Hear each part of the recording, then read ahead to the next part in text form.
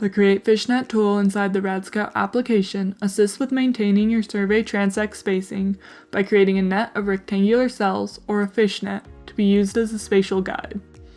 A fishnet supports maintaining a consistent distance between survey paths or transect spacing. To create a fishnet, open the RadScout application on the tablet and zoom to the area you want the fishnet to cover.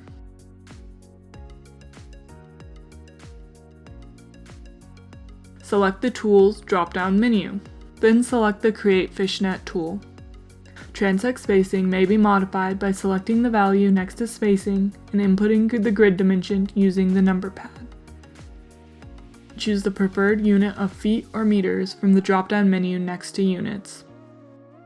Create a perimeter polygon of the survey area you want to generate the fishnet over. To do so, select Points on the map window. A polygon will appear on the map window after 3 vertices have been defined. To delete the last created vertex, select the Undo button, represented by a left-facing arrow. To completely start over, select the Clear button, represented by an X. When the perimeter polygon is complete, select the Generate button. This will overlay a grid within the perimeter polygon. Select the Close button to exit out of the Create Fishnet tool without saving your work or generating a fishnet. Once you are happy with your fishnet, select the Save button to save your work. The application will open a dialog box that reads, "Are you sure you want to save the fishnet as a background shapefile?" Select either the Cancel or No button to go back to the Fishnet tool.